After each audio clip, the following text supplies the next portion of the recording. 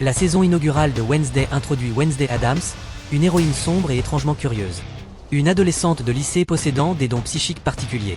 Lorsque son frère cadet, Pugsley, devient la cible d'un groupe de brutes scolaires, Wednesday orchestre une vengeance, tentant de les éliminer tous à l'aide d'un sac rempli de piranhas affamés. À cause de cet acte, Wednesday est expulsée de son établissement et forcée de rejoindre la Nevermore Academy, située dans la synopsis petite bourgade de Jericho, où ses parents Gomez et Morticia se sont rencontrés pour la première fois et tombés amoureux de longues années auparavant. Nevermore est une institution pour marginaux dotés de pouvoir, où la famille Addams espère que Wednesday trouvera enfin un lieu d'appartenance. Et pour empêcher de nouveaux problèmes à leur fille, ses parents dépêchent la main désincarnée appelée Chose afin de la surveiller étroitement. À Nevermore, Wednesday est reçue par la directrice de l'académie, Larissa Wim, qui s'inquiète du potentiel psychique de la jeune fille et décide de l'observer secrètement.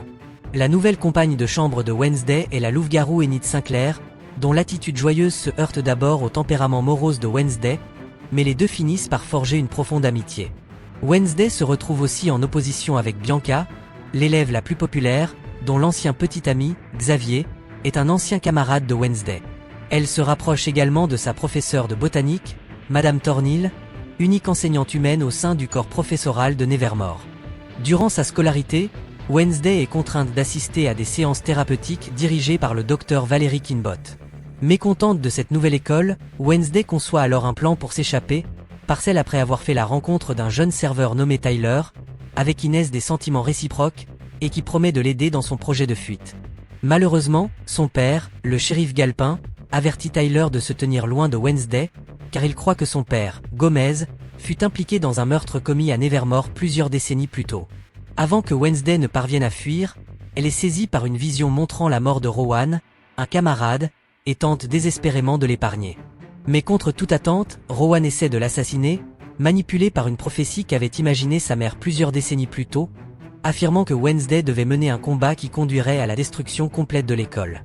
Mais avant qu'il n'accomplisse son geste meurtrier, il est sauvagement attaqué et tué par une créature monstrueuse.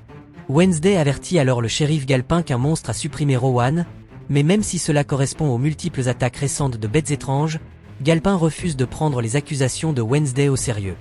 À cause de cette inaction policière, la créature frappe encore, blessant cette fois grièvement le tendre ami de Wednesday, Eugène, qui est transporté d'urgence à l'hôpital dans l'espoir que sa vie soit sauvée. Résumé de l'intrigue, Wednesday entreprend donc seule d'enquêter sur la disparition de Rowan. Ses recherches la conduisent à comprendre que la prophétie provient de l'ordre secret appelé Nightshade, fondé par des marginaux afin de combattre l'oppression et instaurer l'égalité avec les humains ordinaires. Xavier fait partie de cette société et souhaite recruter Wednesday dans leur rang, mais sa camarade Bianca refuse catégoriquement qu'elle soit admise. En dérobant le livre prophétique des Nightshade, Wednesday se met à avoir des visions concernant son ancêtre, Goody Addams.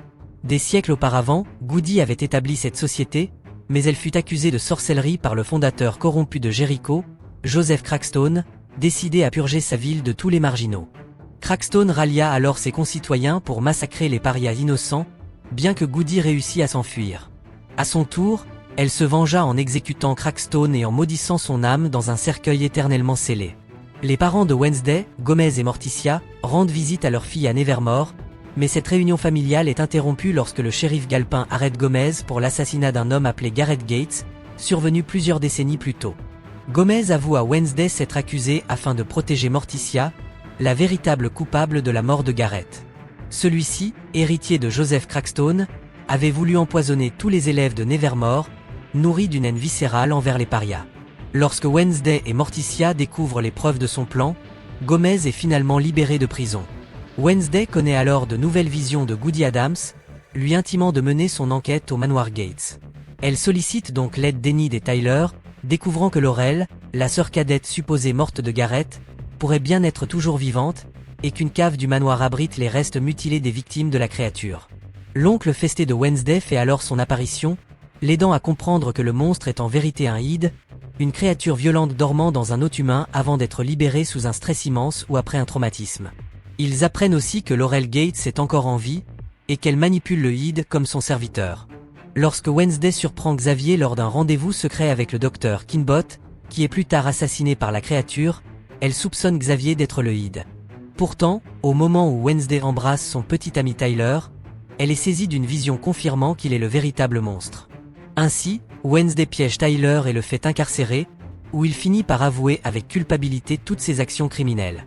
Puis Wednesday, accompagné de la directrice Wim, se rend auprès de son ami Eugène à l'hôpital, où celui-ci révèle avoir aperçu Madame Thornhill avant son agression. Wednesday et Wim affrontent alors Thornhill, découvrant qu'elle n'est autre que Laurel Gates, et qu'elle a lavé le cerveau de Tyler pour l'obliger à accomplir ses ordres dans le but d'exterminer les parias. Laurel assassine Wim et blesse mortellement Wednesday, utilisant son sang pour ressusciter son ancêtre, Joseph Crackstone. Wednesday, laissée agonisante, voit Crackstone, Laurel et Tyler endoctrinés marcher vers Nevermore afin d'anéantir tous ses étudiants. Dans son agonie, Wednesday reçoit la visite de l'esprit de Goody, qui guérit sa descendante comme ultime action avant de disparaître définitivement dans l'au-delà. À l'approche de la conclusion de la saison, la bataille annoncée par la prophétie éclate à Nevermore. Enid se métamorphose en loup-garou pour combattre le hit de Tyler, tandis que Wednesday s'allie à sa rivale, Bianca, afin de vaincre Crackstone ressuscité. Quand Laurel, furieuse, tente d'éliminer Wednesday, pour avoir détruit ses plans, Eugène surgit et l'aide à terrasser l'ennemi une bonne fois pour toutes. Finalement, la Nevermore Academy ferme ses portes pour la fin du semestre, et Wednesday retourne auprès de sa famille, bien qu'une silhouette mystérieuse lui envoie un message, lui annonçant qu'elle est désormais surveillée.